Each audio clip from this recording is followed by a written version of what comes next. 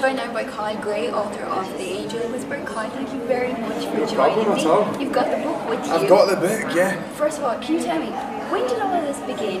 What do you see? And are you getting messages right now? Is there angels around us? Okay, there's different things there. So it all began when I was 4.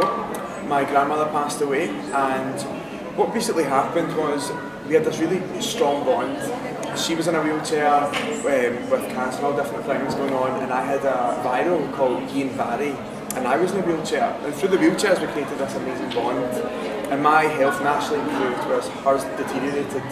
And one evening she was in hospital ready to pass away, and at the same time I seen her at the bottom of my bed, and that was like the first kind of communication with heaven. You're saying I've not seen any messages or angels just now, but angels are everywhere. It's your kind of spiritual birthright to have an angel with you. Is there an angel with me right now? Right now, every single part of the day. Can you see it?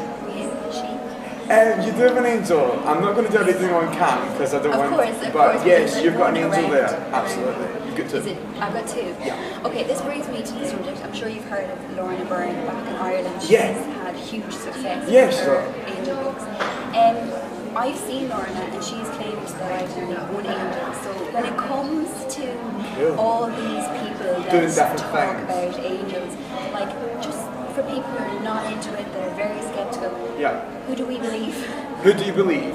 Well, you know, Lorna Byrne for me has got her own opinion, and I've got my own ideas as well. And I'm not saying that I'm right and she's wrong, or she's right and I'm wrong.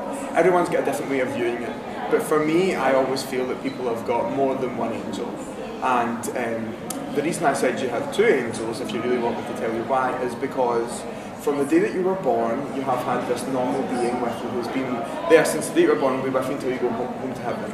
But your second angel joined you on your journey when you hit rock bottom, when you hit this point in your life where you didn't feel everything was going your way and you kind of lost direction. And your second angel joined you at that point, and that's why I said you're into it. And you know, there's a huge phenomenon about law of attraction. The books, they're everywhere. Everywhere, yes. Do the angels work with that? I said to people, like, you know, the angels do work with the law of attraction. I call it law of life, to be honest. Right. The law of attraction is everywhere. It's just, you know, it has become glamorized. It's Hollywood, you know, and I think that's cool. But for me, the law of attraction and many people pushes materialism and this idea that, you know, you can have all this material things. So when I started learning that, I thought exactly the same, like, what can I create next? What can I do next? You know, for example, the book deal and all these different things. And I'm going to be really honest and say that I felt really drawn to that. And then all of a sudden I was like, I keep constantly looking for what I can create next.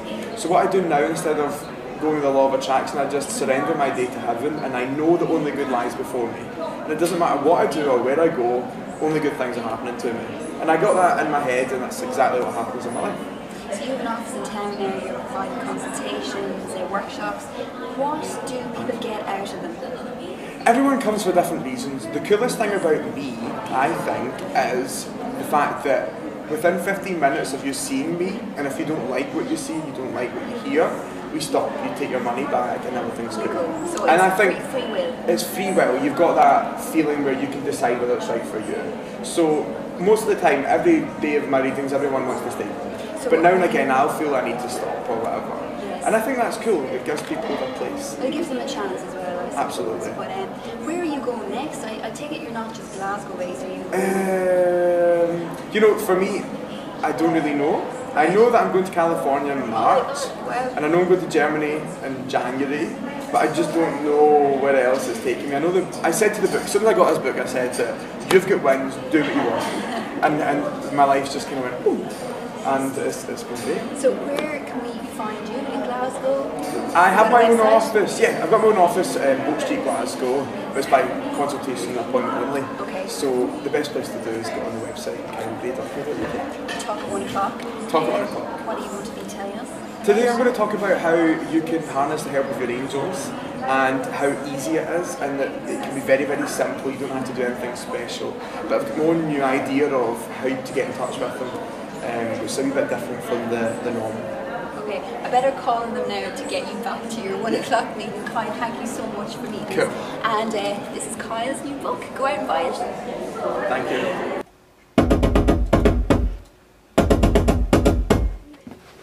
I'm joined now by Glasgow artist Patricia Panther. Patricia, thank you so much for meeting with me. We're actually quite cramped here in a small little studio. First of all, your music is actually nothing like I've ever heard before. Can you actually describe your style? Because I don't actually know which genre to put it into. Oh, thank you so much. That's really a compliment. Oh, good. Because I try and make music that's different, because I get kind of bored of stuff that you hear on the radio that's like just so generic and sounds a lot like everything else. So I'd sort of say it's a sort of grime influence, like that London sort of electronic sound, heavy beats and aggressive rapping and sort of melodic singing. It's a big mixture. I don't know if I could sort of categorise it in a genre, but if I was to try, first and foremost it's electronic with grime influences. Would it be influences of garage and R&B mixed into it? To me, I think when I first heard your music, the only place I could think of was maybe So Solid Crew, but there was more. I love So Solid. More of an R&B feel to it, but at the same time it was very underground. It wasn't like anything I'd genuinely heard before. I just did not know how to describe it really. So who were your influences? Like, who has inspired you to actually make this type of music? Well, you've named one. So Solid Crew, definitely. Garage, I love garage and that sort of sound. Two-step. Dizzy Rascal, his early stuff. All the sort of grime rappers, from classics from like James Brown, and melodic singers such as Erykah Badu and sort of real soulful, and even like Gil Scott Heron, like just all sort of soulful melodic sounds. But and you've got the sort of modern edge of like the grime influence, like those rappers. I just love. I love the humour that they bring to the music, and I love the sort of the aggressive sort of anger and the sort of I don't know, it just seems to be the tenacity about it, because it's like they want to make it, they want to make tunes, and they just go for it. So I'd definitely take that sort of attitude as well. What are you actually mixing here today? Are you recording new material, or is this stuff you've worked on before? Yeah, it's stuff I've worked on before. It's songs that I'm going to put in my EP. My first EP. It's like I started making music in 2007. I didn't have a clue what I was doing. I just thought I'll go out, buy a Mac, get some plugins and buy a microphone and just pray that it works, it just all sounds okay. And it was obviously, it sounded rubbish, but like after a while it just got a bit better. So it's taken to this point to actually get my EP together, which is my, I don't know, it's going to be a collection of like 4 songs, and I'm getting it mixed properly. So I've taken my sort of work to the engineer Colin at La Chunky Studios in Glasgow, and he's just sort of taken it, brought it in here and just making it sound better, boosting it, making it more polished and more dark, even more dark, and boosting certain frequencies so certain instruments can sort of work differently.